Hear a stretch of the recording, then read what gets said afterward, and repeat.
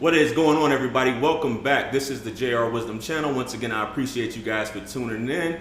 And if you guys don't know, we are broadcasting live from Miami. I have the great, beautiful, wonderful, indescribable Pearl here, also known as Just Pearly Things.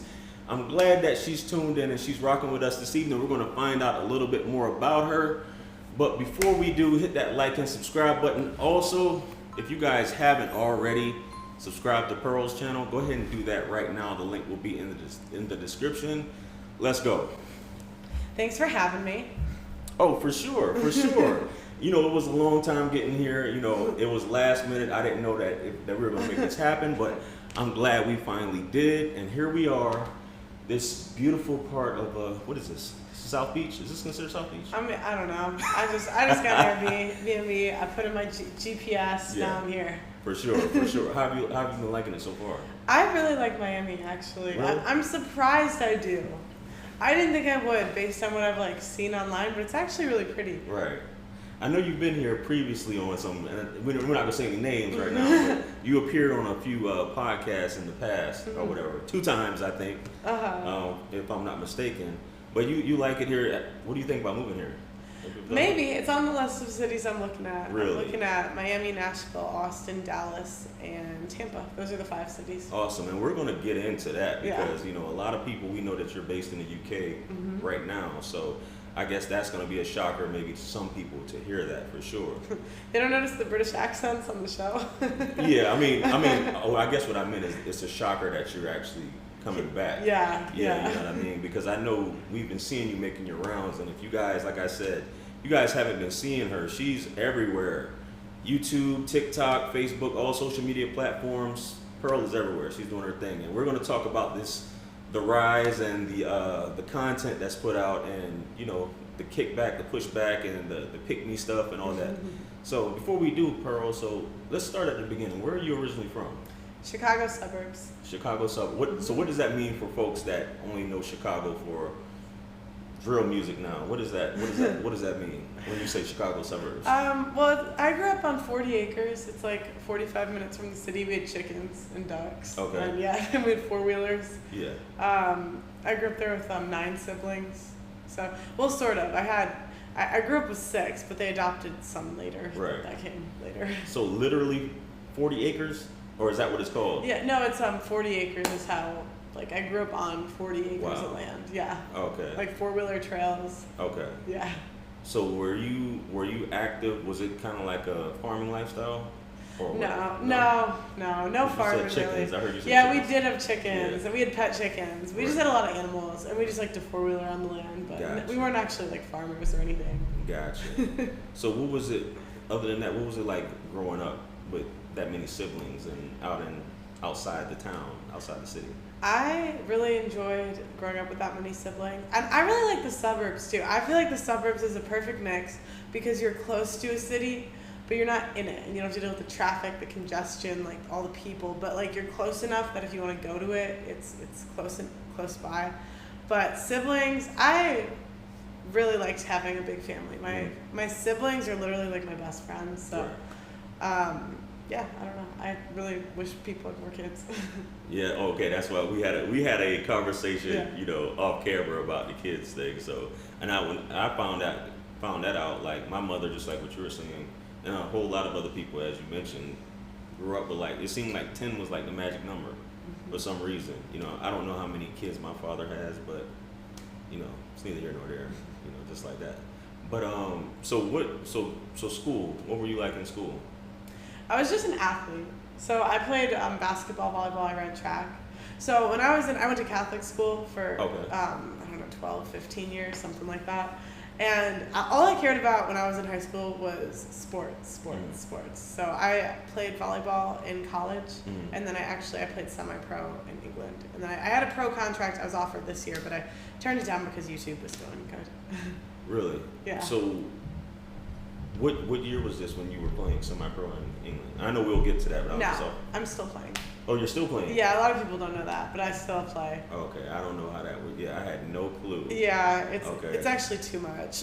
This is my last season. I'm done after this. So for people who haven't met you, I've heard you say it before I met you, and I actually, obviously, I'm looking at her right now. Yeah. How tall are you? Because you can't tell how tall people are. I know people. That is the first thing people say when they meet me. Yeah. I'm 6 foot almost. Yeah. I'm 5'11" and a half. I was rounded to Yeah. 6. But with shoes, definitely. Oh, with heels, Yeah, like with 6'2", yeah. 6'3", yeah. Yeah, because when I walked in to meet her just now, I'm 5'11" and a quarter. Yeah. But with shoes on, I'm 6 plus. Or if I got on boots, I'm like 6'2". So I was like, man, I already knew you were 6 because I heard you say it on a video how tall you were. But I know people are surprised because they think, people on YouTube are pretty much shorties because they can't see us in all actuality. So No, people are always so surprised at how tall I am. It's like Right. the first, but yeah, 6 foot. right. So what type of other than athletic in high school, were you like I'm assuming you were popular, super popular because you were in sports. Like seems like you were knocking them all out of the park, playing all these sports. No, I mean, I would just say I've always had a couple close friends. I've Right. never been super popular. I've Right. never I've just always had like a few close friends, and Right. that's pretty much it. Yeah, I guess we tend to think. Well, I tend to think it's like synonymous with being good at sports is that you tend to be pretty popular or whatever. So you were No, it's pretty weird. you're pretty weird. Yeah, it's pretty. But you were good at sports. Though. I mean, I was athletic. But Yeah. You can be weird and athletic. Yeah, I got you. So were you like? Would you say you were more of a even though because you have girls who can do both. You have girls that are tomboys and you have girls who are girly girls and still play, sports. What type of No, I was a tomboy. You were a tomboy? I absolutely dressed like a dude the first for Really? most of my 20s. Yeah, it's funny. The show I started wearing dresses and stuff, Yeah. but before, if you look at my reactions before that, Yeah. I was always in hoodies, no makeup. Yeah. But no, literally an absolute tomboy.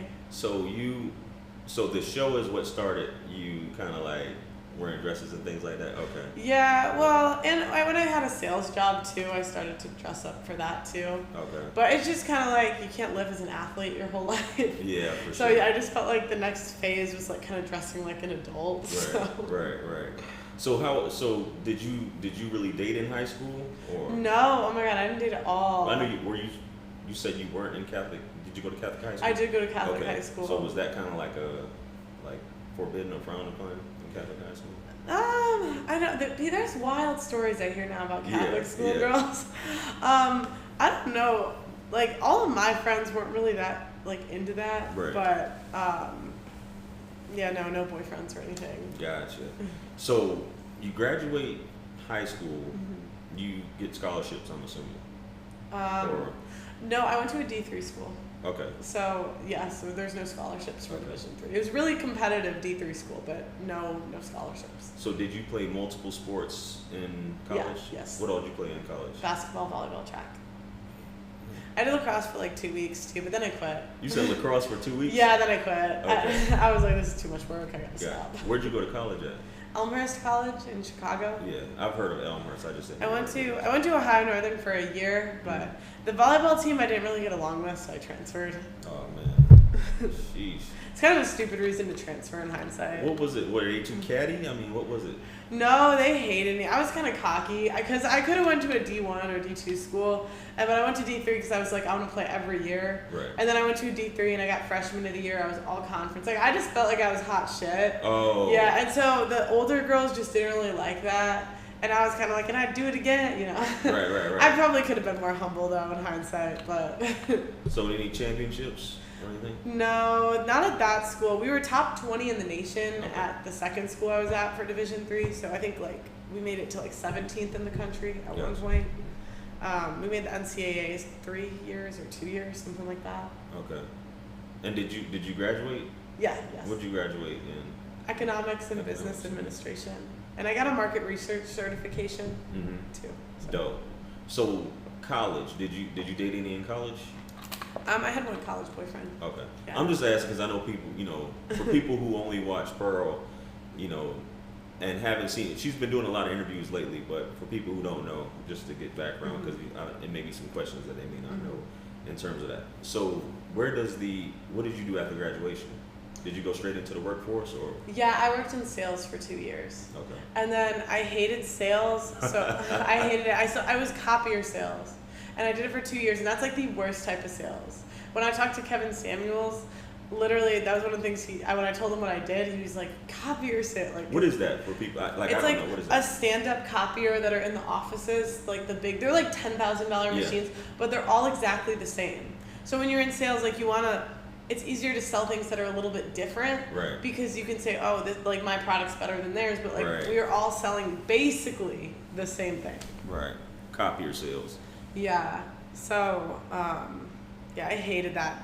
So then after that, I made a plan to go to England to get my master's degree, play semi-pro volleyball. And I was like, maybe I can make a little money from like YouTube and TikTok to supplement so I can go pro, because they don't pay a lot pro. So what time frame is this? What years was this? When I quit my job? Like, yeah, around that time. It was right before, I think it was 2020. It was during the pandemic. Okay. I'm trying. Man, so this was recent. I'm sitting here thinking like, because when you were saying earlier, you were like in my 20s, and I'm like, well. Well, I'm 26. Yeah. So, the way you were talking, I was like, is she in her 30s already? No. I'm trying to think. It was 2019, 2020. It was because when I quit, I was supposed to go to England, but it was delayed for a year. So I ended up kind of being unemployed, and that's when I started doing the reactions that you were saying you saw earlier. Yeah. Because at that point, like I was already jobless. Right. Okay, so was it the school first, or was it a combination of school and volleyball that you were going to England for? I didn't care about school. I picked I really didn't want to go back to school, but that was part of the program. Right.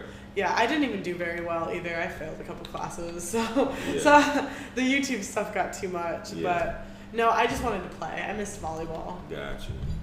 So where did so you're over there that year, volleyball. Where does the basketball part? When did that come up? I played basketball in college, and then I played basketball.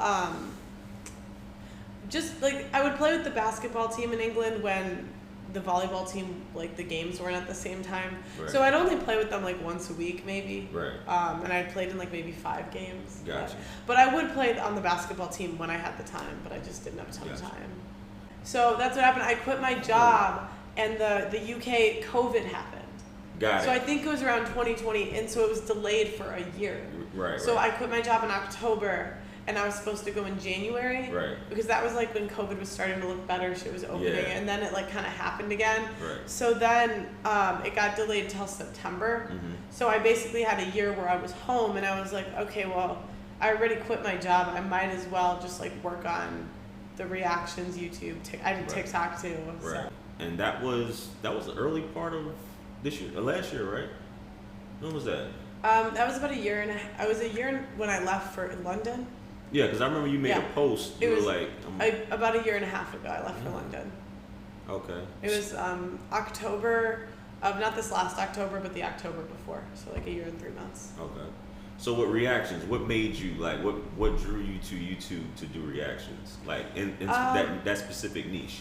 Which one? The rap or the? So let's just get into it, because we talked about what is it, the whitest? What was it? For those of you who don't know, what was it? So when I first started on YouTube, I did Whitest Girl on Earth Reacts. Right. And so that actually not the college one, but my ex-boyfriend thought of that. It was like Whitest Girl on Earth Reacts to like, because he really liked like Pooh Shiesty, little like I don't know, all these rap music, and I just don't listen to that. You didn't know who it, yeah. No, and so when he would show me like the music, there was this song and it said like a steppa. Yeah. And I don't know what a steppa is. I was just like, what the hell? Like, what is a steppa? Right. And he just thought it was so funny. Yeah. Like he was just like that is the funniest thing I've ever heard. So he said that you should do rap video reactions and just react to rap music. Right.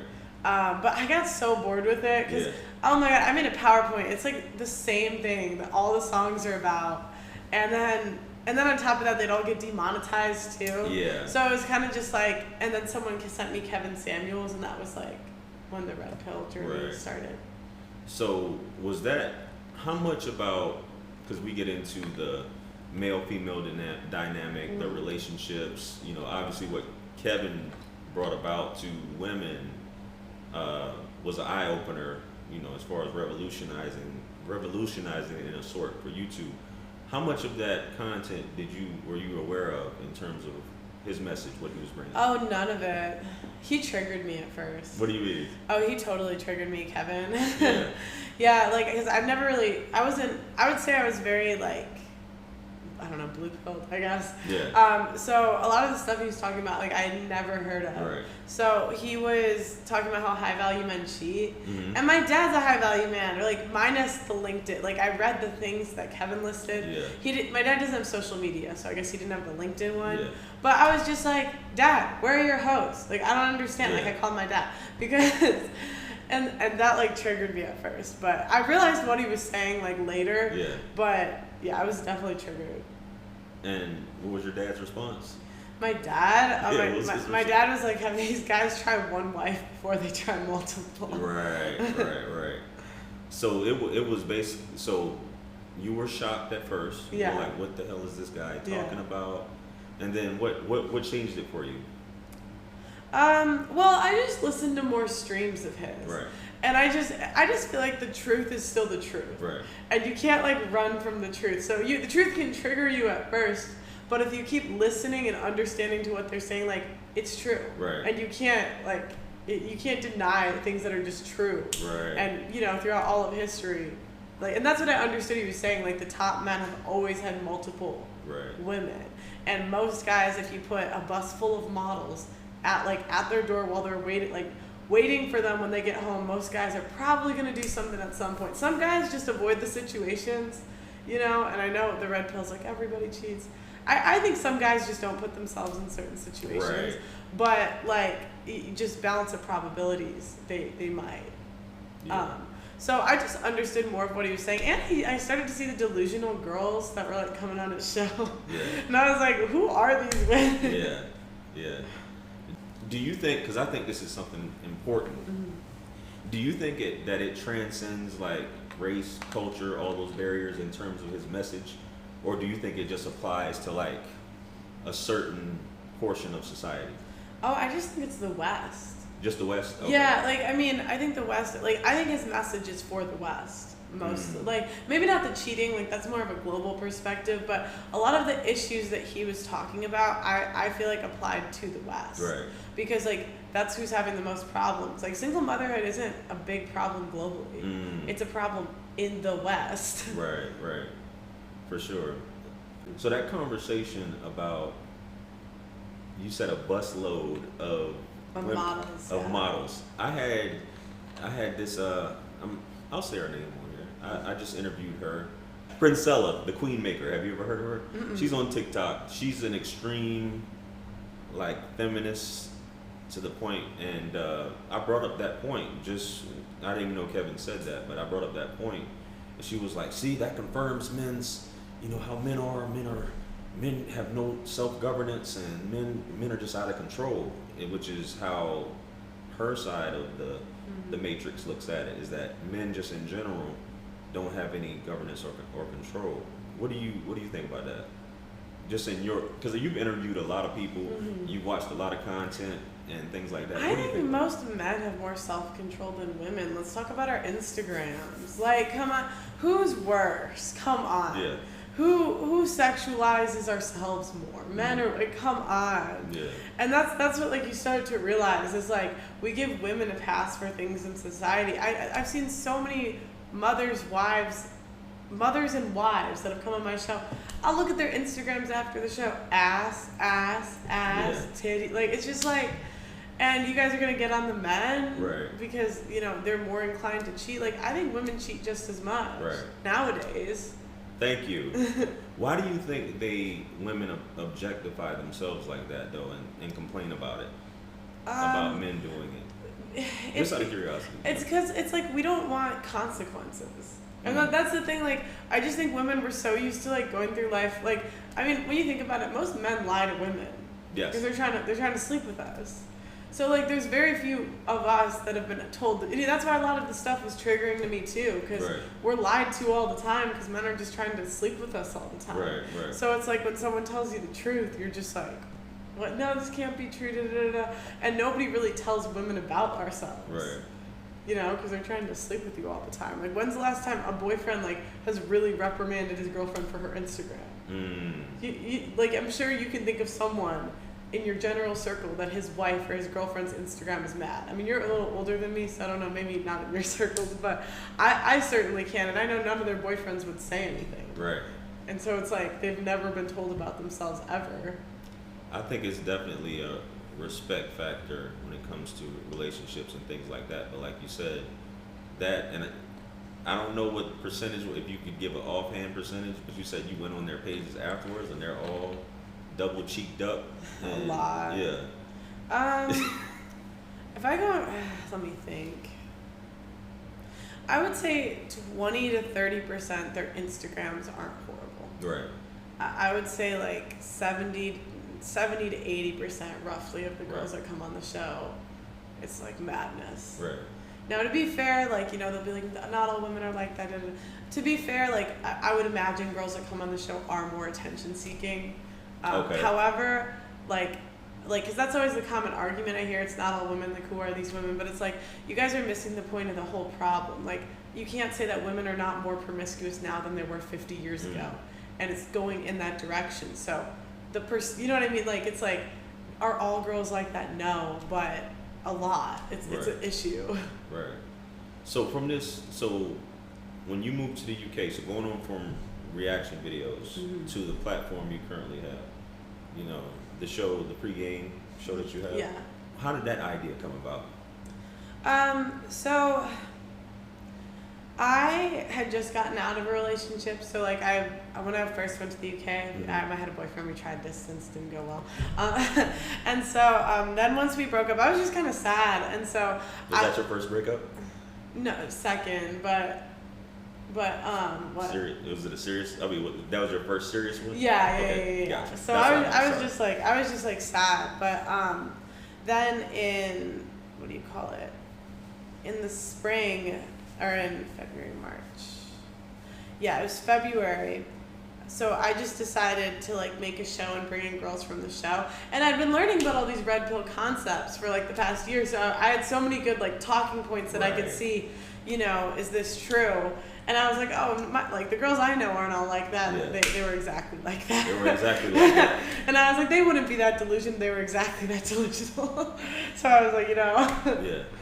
So you just launched it, like, just said, I've not collected, but I've learned all of these different things, and now we're going to see, you know, prove a few things and see what's really going on in these streets. Yeah. So what has been the most shocking thing since you had your show up and going that you've learned about both, well, we'll just start with women first, that you've learned about women? Women cap so much about being assaulted. That is the biggest thing that shocked me. Because there would be girl after girl after girl that came on my show talking about how they were I'll say raped, you know, like essayed, whatever. And I was just like, okay, I'm sorry. It can't be all of you.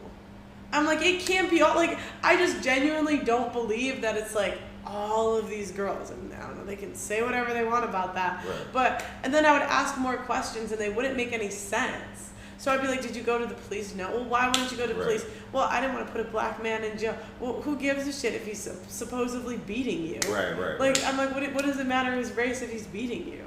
And I'm like, if someone's punching me in the face, why would I not go? Because that was the other one, / abuse. Like essay, rape, and abuse. Yeah. And I would be like, what was your... And they never had good reasons. And then when I would ask, like, did you ever hit him? Oh, they forgot about that part. Yeah. They forgot about that part. And so I'm like, well, I don't feel bad for you if you hit. Anyways, that was the most shocking thing because I just didn't realize, like, how many girls would cap about that stuff. And they wouldn't go to the police. So not only do we have the issue of, like, men getting falsely accused in court, it's also the court of public opinion. Right. Because these girls, I mean, you know, maybe I'd understand, like, more if they're talking to a friend about it behind the scenes, but you're afraid to go to the police, but you're not afraid to come on my podcast? Facts. That doesn't make any sense.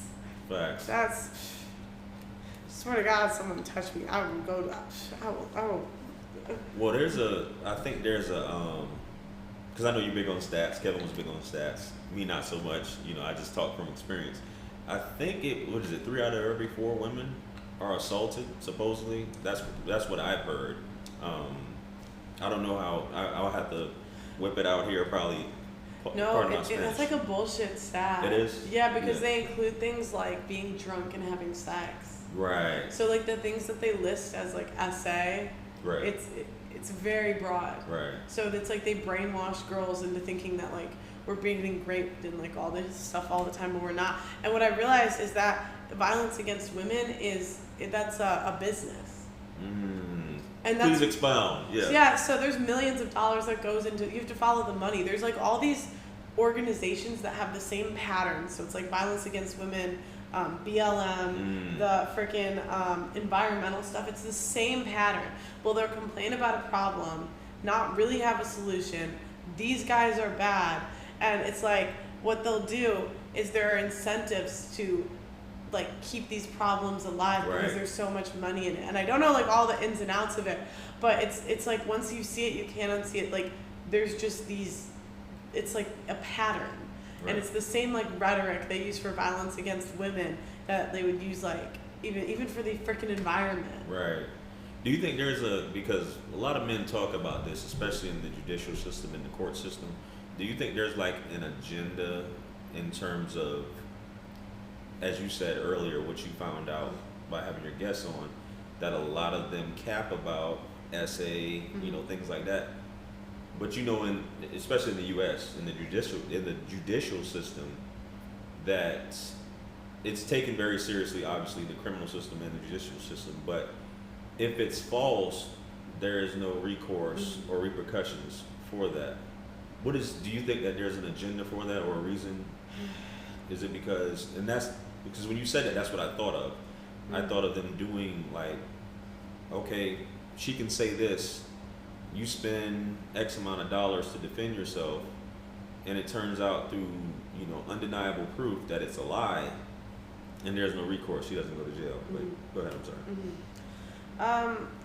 What was the question? I know it was long. I get long-winded. So do you think that the government or the media, whoever, there's an agenda to basically push this SA thing to basically like big business? This is a business. Like, yeah, I think if women aren't victims, how do you have violence against women? What Right. happens to all the organizations? Where do Right. they go?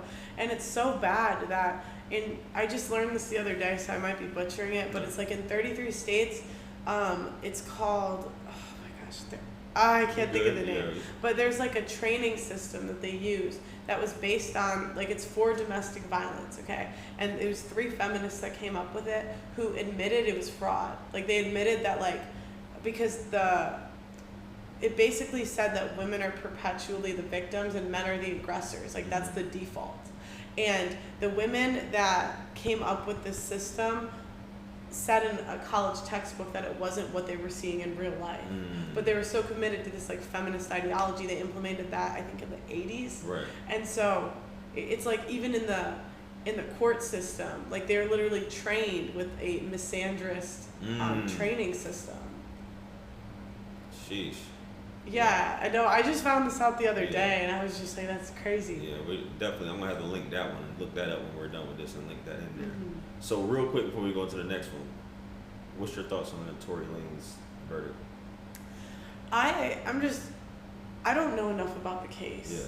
Yeah. It seems like, based on what I've seen, it seems like she was lying, and it seems like that was an unfair verdict. But I'm not too quick to talk about cases that I don't know all the facts. No. Yeah, I understand. It's been, a mess. Definitely discrepancies in terms of testimony, including the eyewitness, and basically a ton of reasonable doubt at the end of the day. But who am I but the court of public opinion at the end of the day? So, I figured I'd bring it up, but I appreciate you saying you don't have enough information on it to actually expound on it. But I think a lot of people believe that the reason why he was convicted was because of the same reasons that we're talking about, because these are 2 very popular celebrities. One is, they're black. One is a black woman. And what happened if she basically said, she lied on national television and said she never slept with him or they didn't have an intimate relationship. But what would happen if he was found not guilty of assaulting a woman that's famous and she basically lied about it? that would be very detrimental to the overall cause of this agenda, so to speak. So that would make a lot of sense, actually. Yeah. That would make a lot of sense. Yeah, because the powers that be, they can't.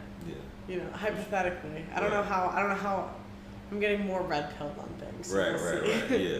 So as far as the pregame show, Mm-hmm. what have you learned? What's been the most shocking about men that you've learned? The guys that are coming on.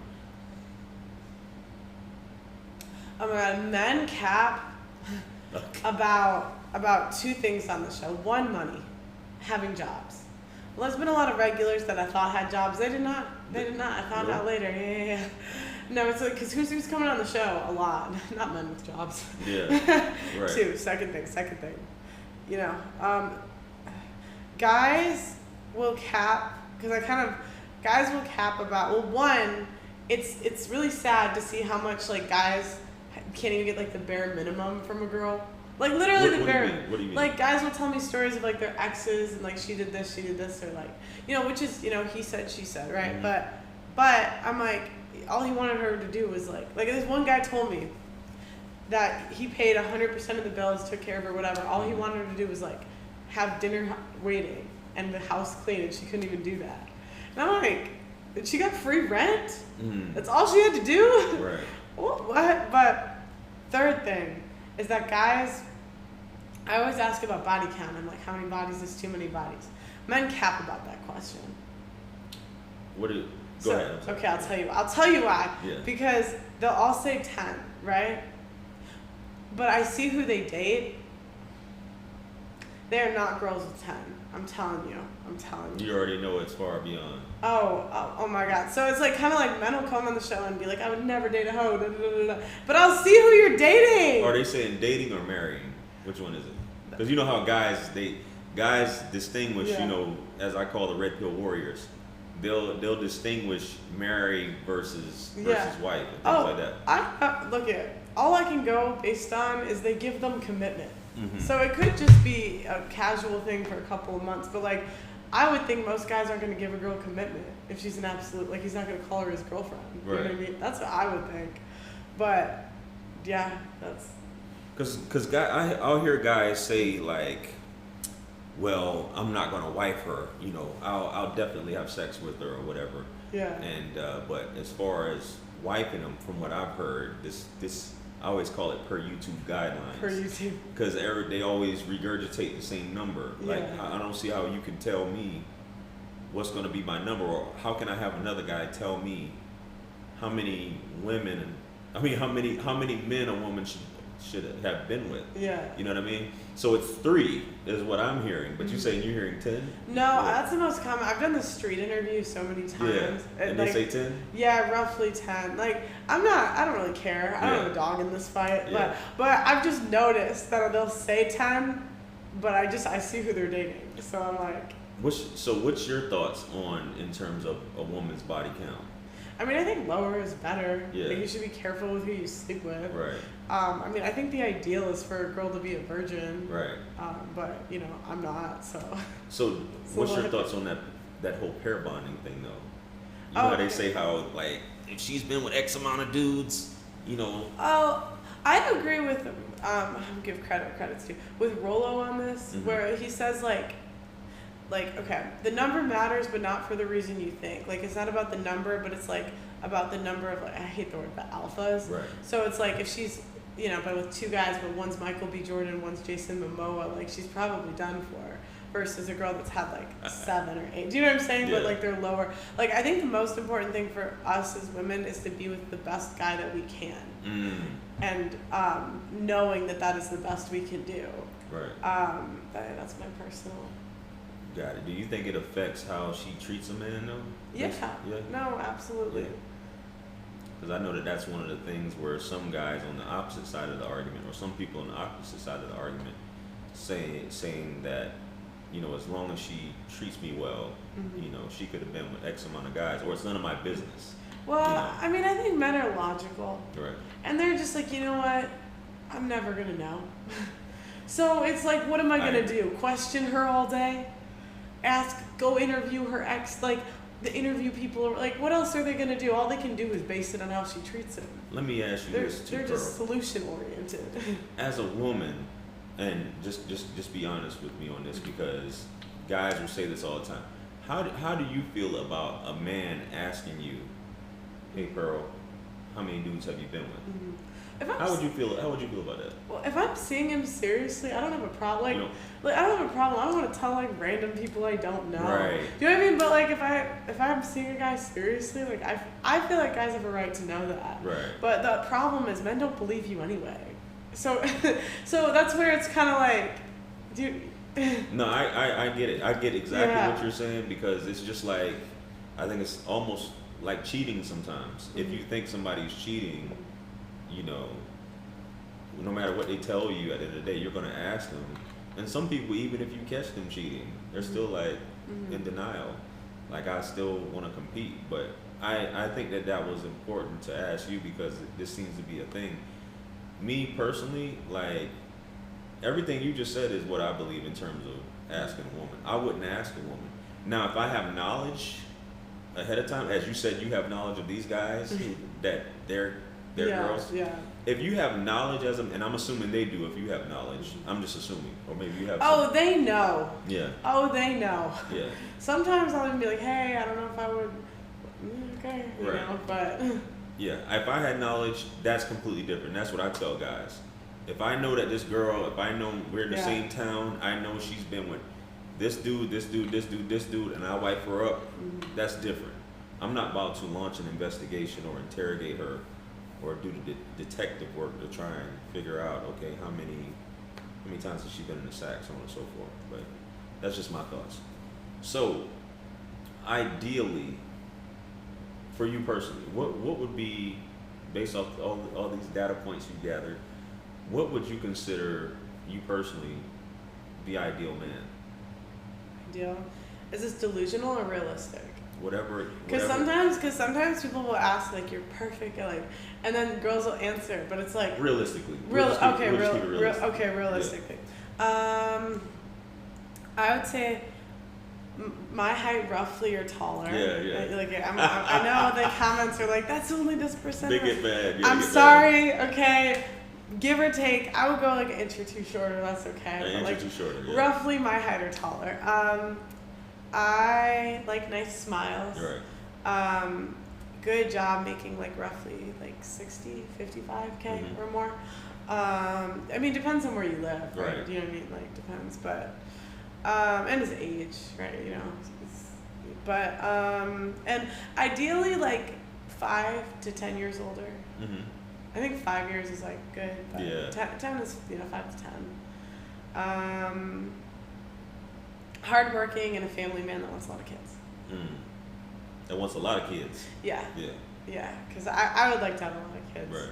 And it's really important that like family's important to him, because family's really important to me. So yeah. That's it. You don't got to give me a long list. If that's it, you know. Like kind, good character. Yeah. Do you believe, because you mentioned kids, do you believe in this danger zone concept? Oh yeah. You do? Yeah, absolutely. Yeah. What's your thoughts on that? It's coming for me. It's coming for you? Yeah. I mean, I just think it's like when girls hit a certain age, it's just we start to get kind of like, oh shit. Right. You know, and I even talking to guys when they're like, they kind of prefer dating me at 26 versus a girl at 29, because it's not necessarily a looks thing or like a maturity thing. It's just more the 29-year-old has so much more pressure on him. So it's like if he goes for the 29-year-old, it's like, oh, like she might want to get married tomorrow, right. And he can't really like take, because men I think are like they're just kind of problem solvers. So like, okay, the laws suck today, right? Yeah. And I'm taking all this risk, so you know what, I'm gonna just take my time and really observe her, make sure she's not too crazy. Right. But I'm gonna need a couple years to do that. And the girls are like, well, my clock is ticking. For sure. You know, I need this ring in. This is where I kind of disagreed with Kevin Samuels when he was like, men marry in 6 months or less, or the high value men. 'Cause I know a lot of guys that make 6 figures, like brothers, like they're none of them. The girls I got engaged to, they dated them freaking forever,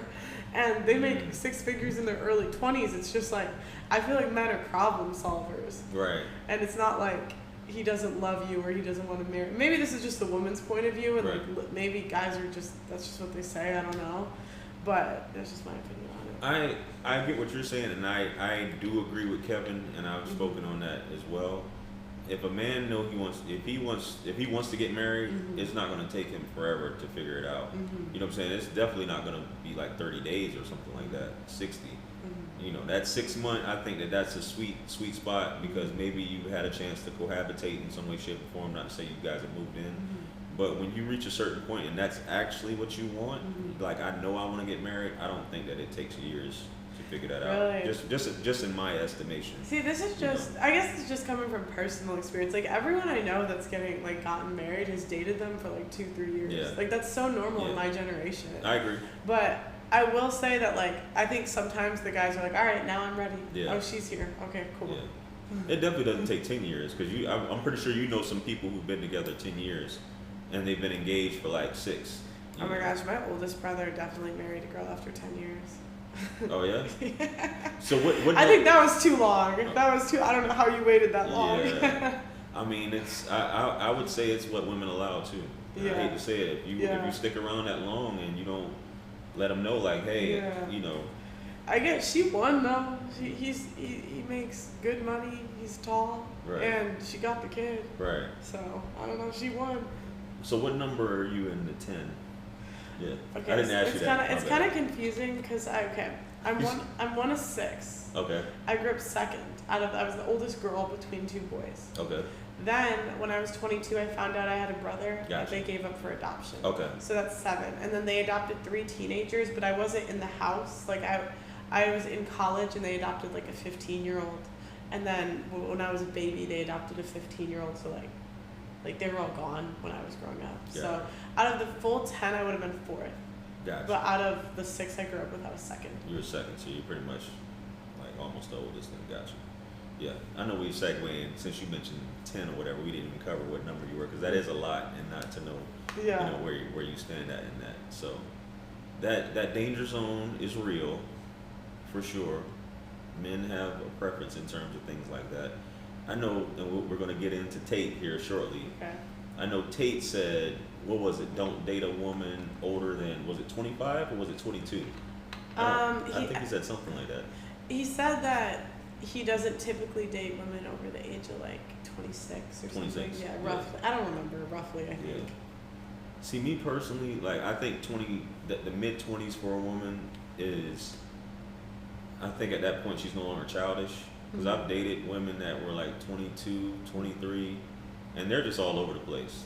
And trying to hold her attention or whatever, like to me, it's just scatterbrained. And maybe it's just the 20, 22-year-olds that I've dated. It's only been like a handful, you know.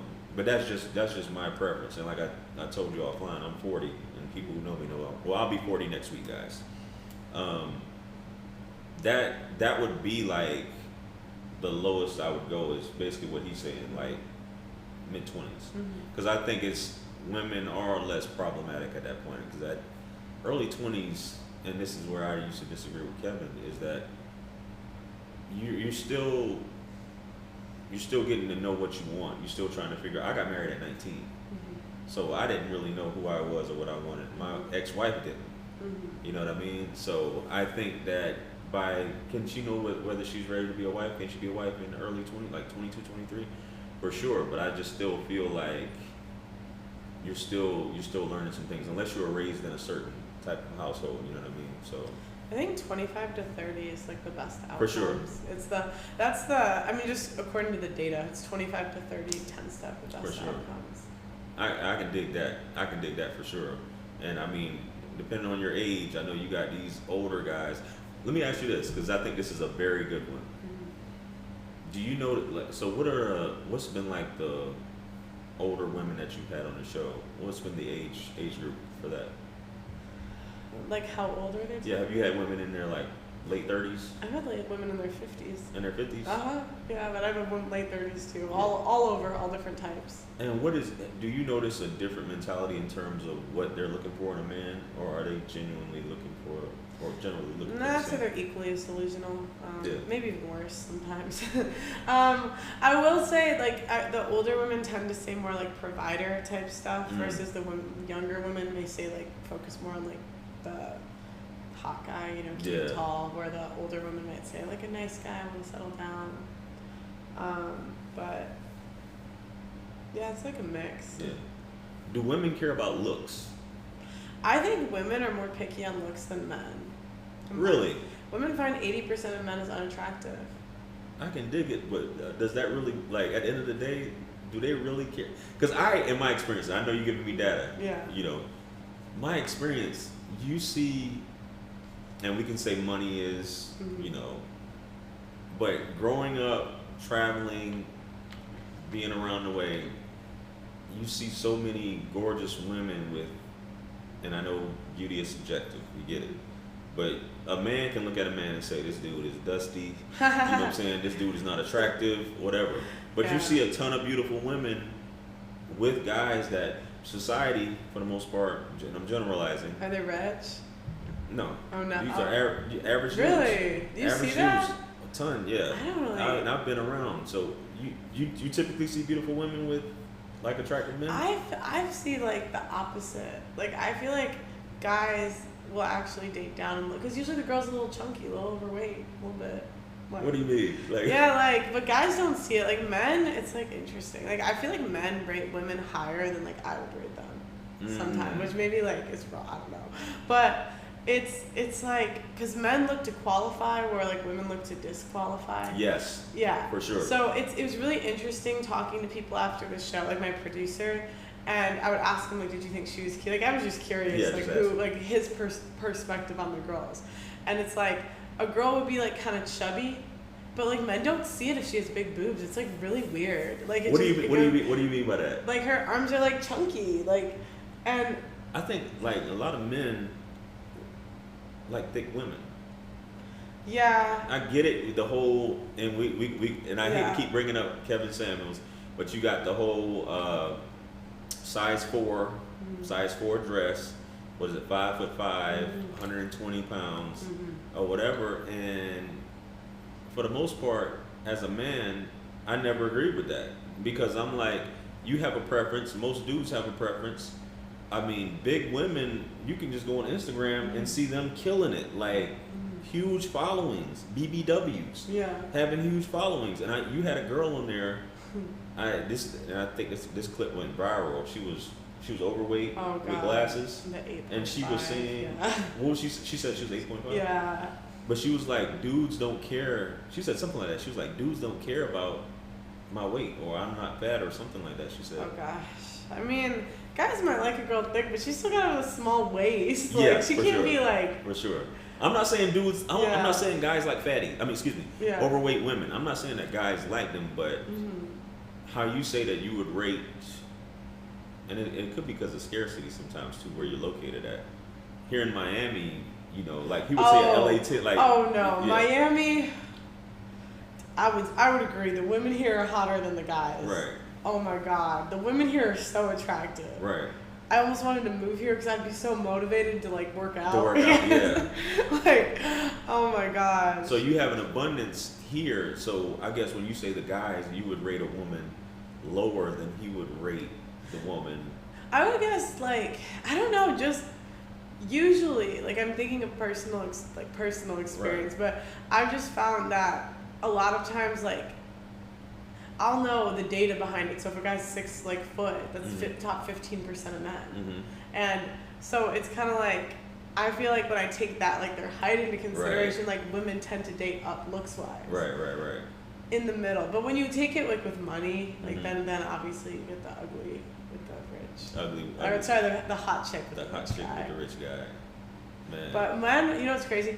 Women only swipe right 5% of the time on dating apps. I heard you say that women find 80% of men is unattractive. But here's the thing though, status does a lot. So if a guy has status, Like that can make you blind. That can absolutely make you blind. That's the one like cheat code. Hence celebrities. Do you think women have a herd mentality when it comes to stuff like that? Oh yeah. You know, because it's crazy. It's like an influencer can say a guy is hot.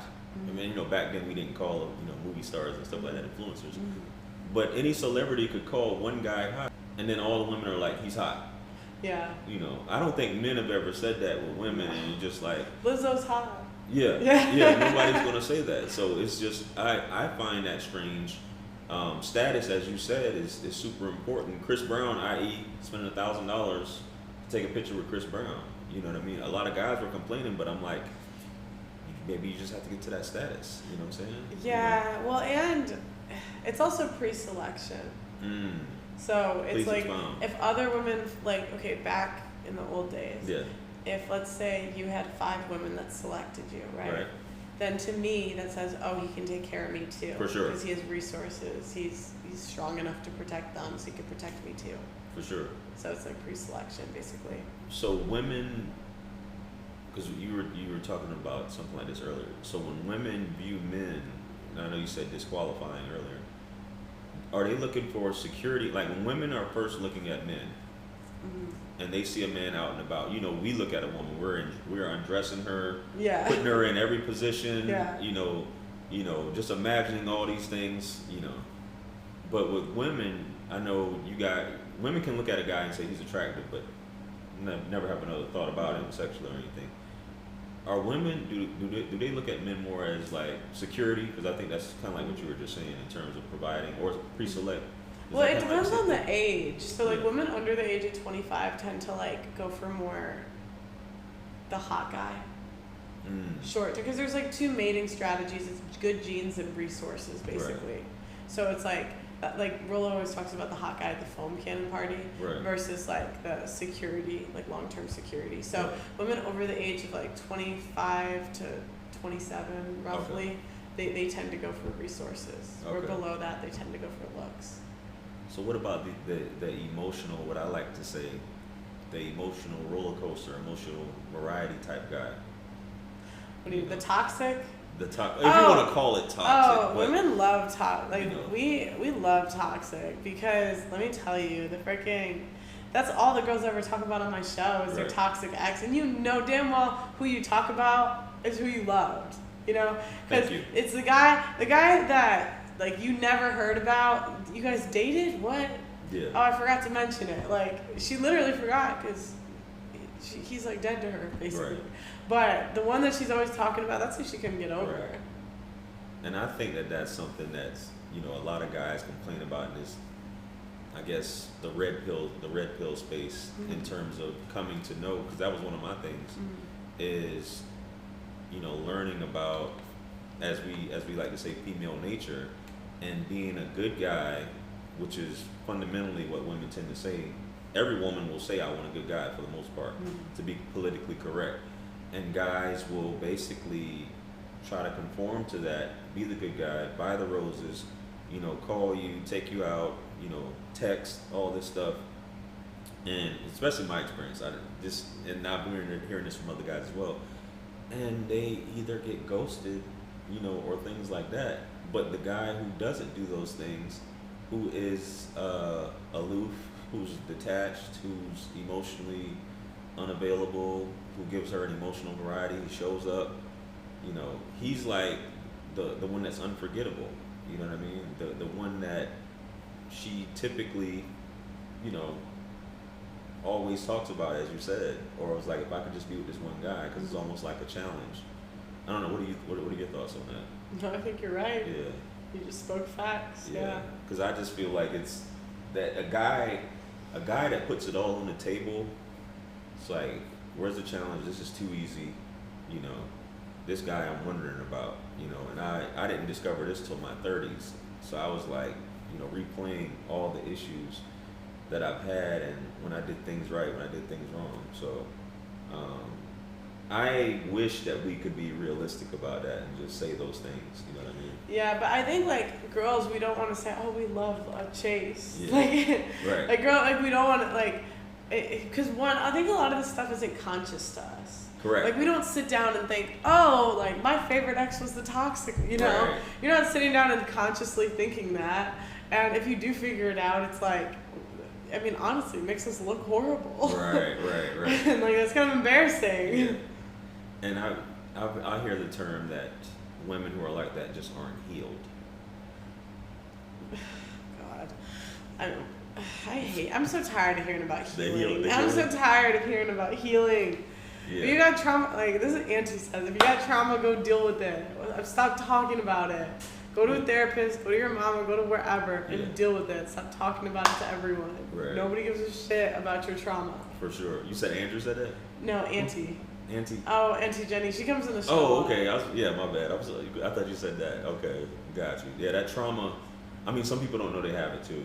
You know what I mean? They just think it's normal. Mm-hmm. You know, they don't know what a healthy relationship is and excitement and the chase, and it's supposed to be normal. Mm-hmm. But anyway, so who's been your favorite guest so far on the show? Oh, Andrew Tate Brittany Renner, of course. So we're gonna get into that. You know what I mean? So obviously we know what just Andrew Tate. Obviously, he got banned from pretty much all social media platforms because of the things that he can't. Allegedly, what they said that he said, which he cleared that up and say he never said those things. In particular, and there's been swatting attempts in the past. He lives in Romania, right? Mm-hmm. Against him and his brother, trafficking allegations and things like that. Why do you think? I don't know. Before he became why do you think that they're going so hard on him as opposed to Kevin before him? Why do you think? What makes Andrew different? I think Andrew, like Kevin, kind of stuck to relationships, Right. where Andrew kind of talks about the powers that be. Mm. And this is a little bit of conspiracy, so I don't know. I don't have all the facts Right. on this, but my gut feeling is just that like he's pissed off some powerful people based on the stuff he said. Where Kevin, it was more about relationships, Right. which is good, right? But it wasn't gonna piss off the higher ups because he wasn't talking about it. I mean, Andrew predicted that he'd go to jail. And I mean, I don't know. I like to wait till all the facts of a case comes out, so Right. you can't really know. But I would be really surprised if he was involved in anything like Right. that. Yeah, because I think he was on live when they did one of them, like the last one, if I'm not mistaken, Mm-hmm. or something. And he's like, they do that all the time. So how did you link up with him getting on the show? How did that happen? Well, before he blew up, and before I even started my show, like February of last year, Mm-hmm. I told him I was starting a show, and he agreed to come on in London. Oh, okay. So, but I just kept trying to chase him down. Like we never could figure it out. Then he got banned on Instagram. I was like, oh, I'll never talk to him again. It's Right. gone. Yeah. And then his friend DM'd me on Instagram, Mm-hmm. and then he said Andrew wants to come on the show, and we were supposed to go to Dubai. Right. And then I couldn't get in because my passport's gonna expire. You needed 6 months? Yeah, I'm getting a new one in like 2 days. Gotcha. But yeah, I didn't know you couldn't get in the country. Yeah. So It's my second home. yeah. Dubai? Yeah. You go to Dubai a lot? I used to. For what? I used to work in Afghanistan.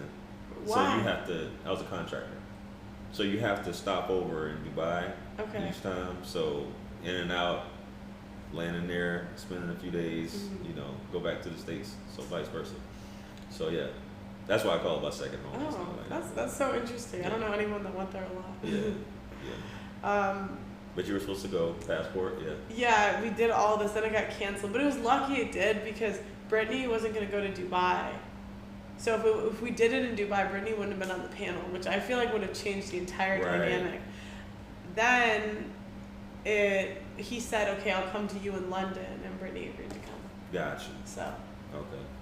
So what did you learn from him being on the show that you didn't already know? Oh my gosh, I learned so much from that show. When he was talking about how important status is to men, and when he was explaining why a man wouldn't want to take care of his kid, it's because it makes him look bad because a girl's talking shit. Right.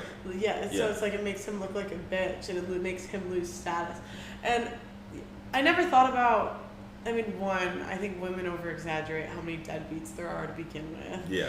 But two, for the men that are, I never thought about that. I mean, obviously, I'm sure there's some that are just, like, lazy, whatever, don't want to, like, but I just never thought about, and then when he was saying oh my God, this one, I wish I knew this for years, and he was talking about, you want a guy to stop playing video games, or stop doing something, and you guys will nag on him, and that doesn't work. And he's like, what you should do is be like, oh, like, you're so smart, it's such a shame that you are playing video games all the time. He's like, you're so creative, you could do, like, and I was like, oh my God, this man's a genius. Yeah. It's when the girls on game, I was like, I never thought of that. Yeah. Just complimenting them and things like that. Yeah. So, do you, with overall what Andrew's been saying, because obviously what you were talking about as well, and as we know, he's been talking about conspiracy things. Mm-hmm. He's been talking about not just women, but just don't hang around bad people, is what and I think a lot of people get that confused. He's like, I'm not just talking about women. He's like, I'm talking about becoming the best version of yourself. I'm talking about manifestation. I'm talking about all these other things, and women just happen to be a part of it. But it just seems like, and I don't want to be redundant, it just seems like people are always picking someone to attack, and he's definitely unapologetic about, what it is that he's doing in terms of that. So do you think that, what do you think is the future? I mean, other than, I'm not talking about these allegations and things like that. What do you think will be the future for Andrew Tate in this space, or where do you see him going? Assuming the legal stuff is like worked out. Yeah. I mean, I think Andrew's a visionary, and that's how I see him. Is like he was the first one to think of the bulk like content and getting famous that fast. Like I don't know if you know how he got his content everywhere. No. People in Hustlers University were like it was one of the affiliate programs. Okay. Where basically he would tell them a way to make money is to post his content and use his Hustlers program as the link in the bio. Okay. So if they posted his clips, the kids or whoever could make money by putting his link in the bio. Could make a couple $100, right? So, and he would teach them how to make clips and stuff. And I'm like, that's genius. That is genius. Like, that is a visionary. And I just see him, I don't know specifically how he's going to do it, but I think he's just going to keep making moves on the planet and, like, in the space, too. Gotcha. Okay. I think Andrew's got something coming up for sure. You know what I mean? Because I didn't hear about him until obviously everybody else did. But you heard about him probably way ahead of everybody in the States, for sure. So, on to the controversial Brittany Renner. How did that come together? Anton Daniels knew her, and I saw that interview, so I asked if he'd connect us. Right. And I invited her to come on. And at first she said no, and I think she's kind of triggered by her content. Really? Yeah, that's what she, at first. Okay. Yeah. And that's when she wasn't going to come, and then she changed her mind and she decided to. So she was triggered by the content because of it. She looked at you as a pick-me, or? Yeah, I think she just said she didn't like that I called girls hoes. She didn't like that I, what was the other one? That I called girls, oh my God, the second one. Oh, I said you're not entitled to safety. Right. All these girls want to walk home alone at night, like, walk during the day. Right. Walk during the day. I don't understand, like, why do we have to walk it? It's like crazy. Right. But, like, she said after she, like, took a step back, she's like, you know what, they're right. And then, yeah, she decided to come on. I think, like, Brittany's actually starting to take in some of the ideas that people have been telling her. Right. So. Yeah, she, after your show, she said that, was it on your show where she actually was like, I'm apologetic for, all the things I've done, and I was basically used and things like that. How did you view her before and after the show? How did you? Well, before the show, I really wasn't I didn't really like her, but she was really nice to me when I met her, and I'm always gonna be kind to someone that's nice to me. I don't really like the word used. Yeah. Because when you say, oh, I was used or they used me, it kind of takes the accountability off of you. Where it's kind of like, okay, you used them for their status. For sure. Like, it's a mutual, you're both getting sex out of it. Yeah. So, I do think she took more accountability than, like, I was expecting. Where she did say a lot of this stuff was her fault. Okay. During the interview. If you watch the full thing. Right. I'm not a big fan of the allowed myself to be used, but, you know, I was surprised she took any accountability at all based on what I knew about her before. Right. So you got, after the interview, you kind of, that's what you gathered from her as a person. Yeah. You know? Yeah, I mean, she was nice to me. Nice. You know, some people say she's using me. Some people say she's capping, and she capped about a lot of stuff. Right. It's very possible. Yeah. You know, I don't really know. Yeah. But yeah, she was nice to me. Do you see yourself working with her in the future, or I know the Dubai thing fell through, but you know. Possibly, yeah. I could see myself doing. I was thinking about bringing her on an episode of Wife School. This is your friend, what's her name? Allie? Yeah, Allie. She did episode 1. Okay. Episode 2 is with Auntie. Right. So there's different people. Like, I'm going to be in all of them, and then different people are going to come on. Gotcha. So it'd be like a guest episode or something. Y'all look out for Brittany Renner on Wife School. That'd definitely be interesting. You know, she's going to learn to cook. Do you think she has... Because when I watch her sometimes, and even when I was watching her on there and on other people's platforms, do you think there's like some type of cognitive dissonance going on with her, or like reality is not really like? Oh, her and 90% of women. Oh my God. Yeah. Like, no, I mean, again, the truth is the truth. So I think that she really denied reality for a long time when it came to things like body count. If you see her old clips where she's like, I don't have to bond with a man, I don't need a man. I think she's coming to terms with some of the things, like a lot of women do at that age. Right. That's very common. Is it genuine? I mean, I don't know. I guess we'll see if any behavior changes. For sure. You know, would I tell my brother to date her? Probably not. But I genuinely wish the best for her. I hope she can figure something out, and I hope, you know, she makes changes that are positive to her life.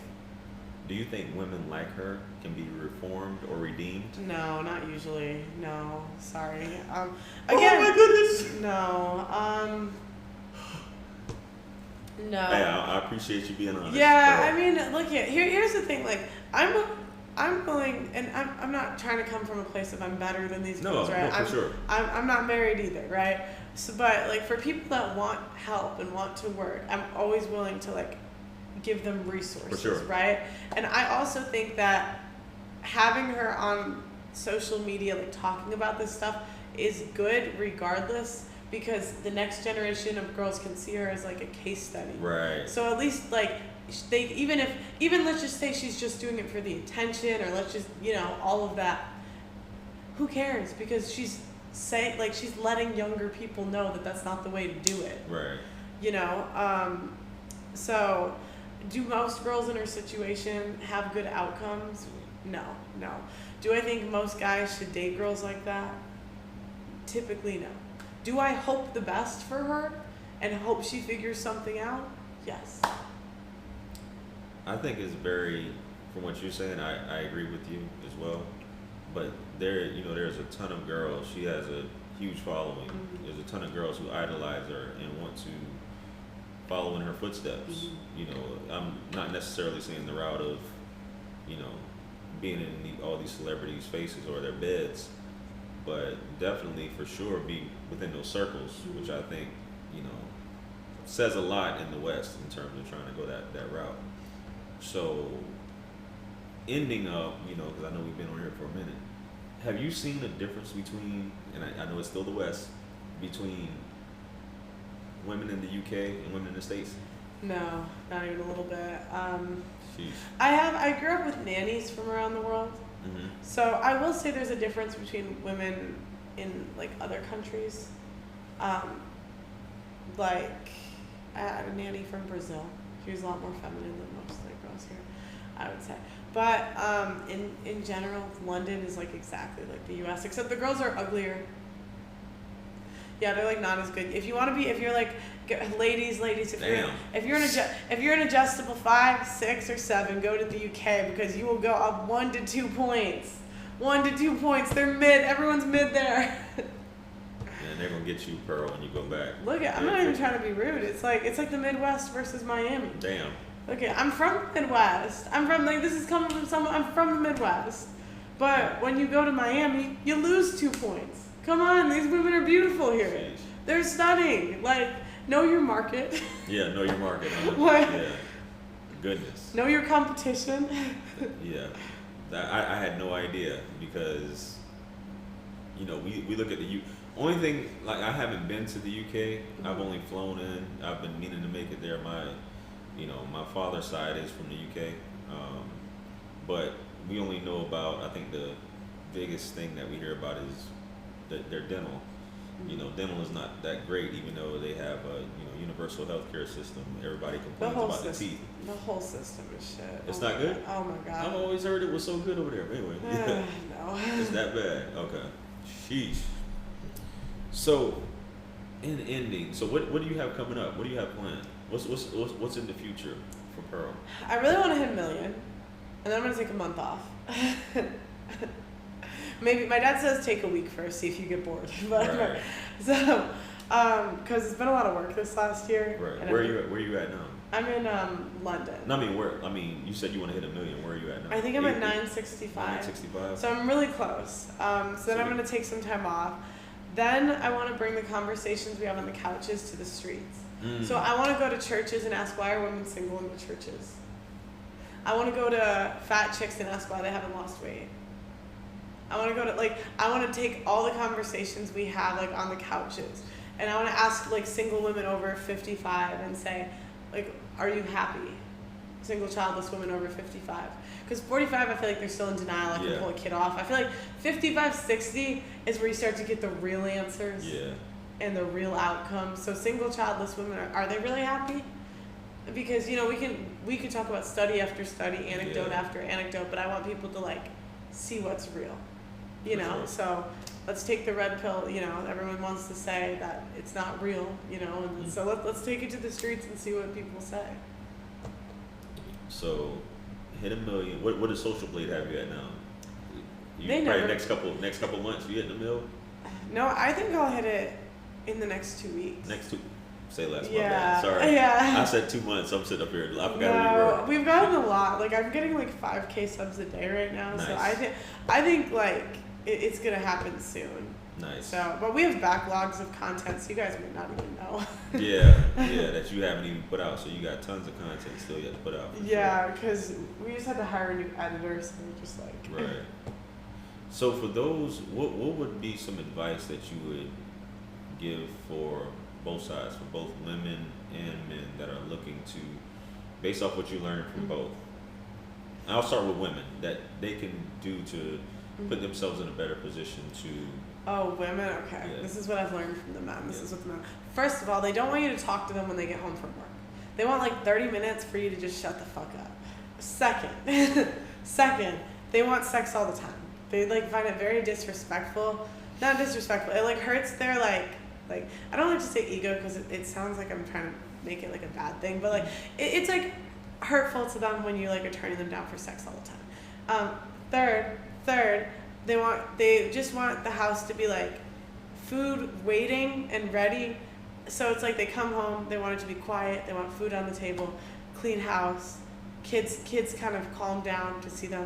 And that's basically what I've heard. And they really want us to stop nagging them. That's what I've heard. They really are tired of the nagging. It doesn't work. Half the time, men have a reason for the way they do things, and a lot of times they've thought through things that we just don't think like that. Right. So we'll be why don't you do it this way, and this way? But we have to know that they're the logical ones, we're the emotional ones, and there's a reason. And they just want us to stop. To men, respect is love.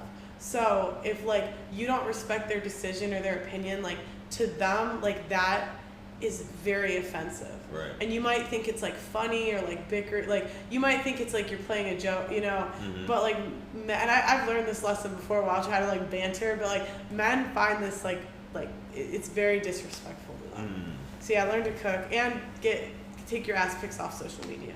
These are the main complaints that I've heard from them. Right. Did I miss anything? No, I think you basically covered it. You know what I'm saying? Even though that whole sex thing. Oh, and be in shape. Be a what? Be in shape. Be in shape, yeah. Stop getting fat. For sure. Man, that whole sex thing, like, me personally, I've never had that issue with any women that I've been with. But I have heard that from a lot of men that that's an issue. And I just wanted to ask you that one. Why do you think that is? Is it because do you think that could be the men's fault, that they don't make them feel a certain way? Or is it like they just don't want to have sex? Or is it just, what do you think is like that? Like a primary reason. I know there could be all types of stuff going on. But I just think that like guys, a lot of girls, you know, they get a certain age and they just know how to make a man fall in love. They know, they've learned the game, whatever. For sure. So a guy will think a girl's like genuinely in love with him when really it's like her second, like she doesn't really respect him like that, she just wants kids. So I feel like sometimes like they get the kids, like they get what they want, because women love opportunistically, right? For sure. So they see the opportunity, I have to treat him, do this a certain way, and then they'll be like, why'd she change after she got the kids? Because she got what she wanted, and it wasn't you. Man. That's my guess anyway. So sex is just... No, I think there's like girls will have genuine desire of sex, but it's like if you're that guy. But I think those guys like weren't. Yeah. Thank you. Yeah, like if you're that guy to her, but like, and every guy knows that like the girl in his past that like was that guy to her. Yeah. So it's because she'll always like you have an ex, or like some other guy has an ex that like he could call 5 years later, she's back. She married someone else, but you kind of know back of your head like she's back. That's the girl that stops having sex with her husband. Man, that's a bad way. That's a bad way to be. As we say, you're in a bad way. You know, I couldn't, like, me personally. I not saying it couldn't happen to me, but to be in a situation where she's maybe repulsed by me, or isn't jumping for joy, you know, or isn't basically turned on when she's in my presence, would turn me off, you know. But people stay in relationships, I get it. Me personally, I think many people stay in relationships a lot longer than they should, out of fear and out of security, you know, for lack of a better term. But yeah. So what about the dudes? So what can the dudes do? Like, I really don't like advising men. No, because I just feel like half of these guys. You think they're gonna come at you? No, I just feel like half of these guys are older than me. What y'all want? Like, y'all want to like. But I guess you could give advice from women your age, I guess, or what you've learned. I mean, I would just say like, make sure the girl. How do I put it? Like, okay, if a girl really likes you, it doesn't matter if you're taking her to like coffee. It doesn't, like, you don't have to do that much if a girl really, really likes you. Like, and I'm sure you've had an experience where you've maybe chased after a girl, and then it's like, usually the chase, like, the juice isn't really worth the squeeze once you get her. Because she only kind of wanted you, versus, like, the girl that's, like, chasing you. Like, we want to chase men. Absolutely. We don't want you to chase us, like, we want to chase you. Absolutely. So. I'm glad you said that, you know what I mean? And you kept it brief with that, so I get where you're coming from.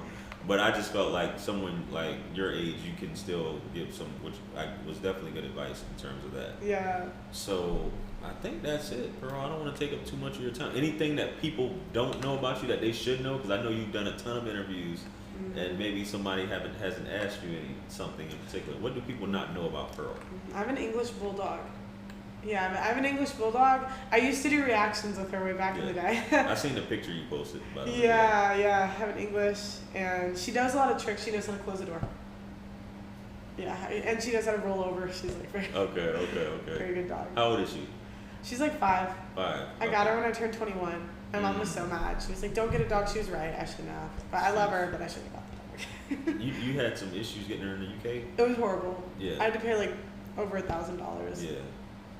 Man, I gotta get one day, for sure. Anything else that people don't know about you?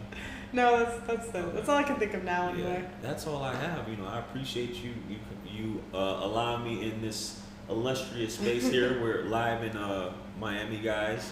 You guys need to make a trip down here. You know what I'm saying? Big fan of Pearl. If you guys haven't, y'all go and spam her content. How many channels do you have, by the way?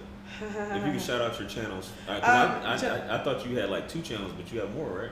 Sheesh. I actually have like 8, but I only really plugged the 3. Right. It's just Pearly Things, just Pearly Clips, and Pearl Daily. Right. Then there's others, but I don't even know their names. Right. We'll plug those in the description of the video, so you guys are probably already subscribed to her, but you probably weren't subscribed to those other two. And you're on TikTok and IG, right? Yes, so just pearlythings.5. There you go. So we'll have that in the description as well. You know, do you offer any like sessions or anything? How can people reach out to you for that? Yeah, you can sign up for my 4th tier of my memberships. Okay. It's a one-on-one call with me once a month, so right. That's what I do. And that's on, where can they do that at? On YouTube memberships. So do go to my YouTube channel and like click memberships. Gotcha. So it's through YouTube memberships, obviously, guys. We'll have that in the description as well. And with that being said, you know, once again, Pearl, I appreciate you, you know, you coming on the JR Wisdom Show. Like I said, been following you for a while. You know, I love your content. I've been watching it forever. I haven't seen it as much recently because I've been I feel like the more you create, the less you can watch. Absolutely. But I used to watch your stuff all the time. Thank you. Yeah. What would you get before you go though? And that's what I meant to ask. What advice can you give to a young lady or a young man that's looking to get on YouTube?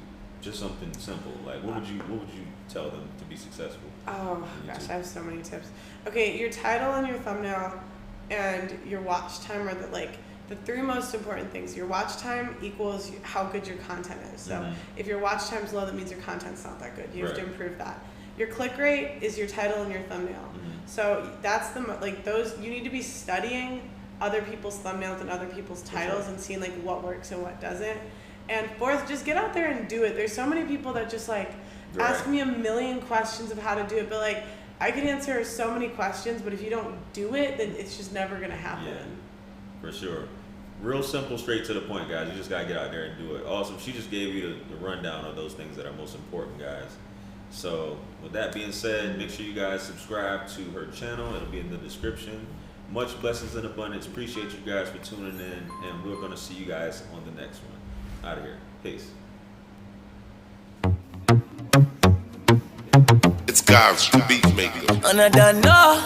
I will put a light in the sky for the G's that done turn memory from go. Blessings we send to the ghetto youth.